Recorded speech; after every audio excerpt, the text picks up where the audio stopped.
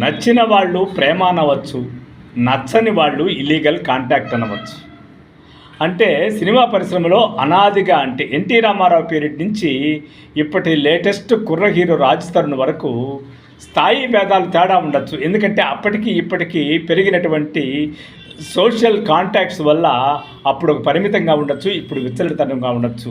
ఏదేమైనా కంటెంట్ మాత్రం ఒక్కటే, అది ప్రేమ అని వీళ్ళకి, నచ్చని వాళ్ళకి ఇల్లీగల్ కాంటాక్టు అనేది. ఎక్కడ బయట సమాజంలో ఎట్టైనా ఉండొచ్చు, కానీ సినిమా పరిశ్రమలో ఇవి సర్వసాధారణం అయిపోయినాయి. ఎందుకంటే పబ్లిక్ లైఫ్లో ఉంటారు కాబట్టి వాళ్ళ ప్రతి విషయము బయట వస్తుంది. మీరు ఎన్కౌంటర్ ఒక పత్రిక ఉండేది ఒకప్పుడు, అదేవిధంగా సినిమా వాళ్ళ గురించి గాసిప్స్ రాసే పత్రిక ఉండేది. వాటిల్లో పుంకాలు రాసి వాళ్ళకి సంబంధించి క్యాష్ చేసుకునేవాళ్ళు. ఇప్పుడు ఆ స్థాయి దాటిపోయి డైరెక్ట్గా యూట్యూబ్లో వచ్చిన తర్వాత వాళ్ళ వ్యవహార శైలి కూడా బయటపడడం అనేది కొన్ని నైతిక విలువలకి మహా డేంజర్గా ఉందనే చెప్పవచ్చు.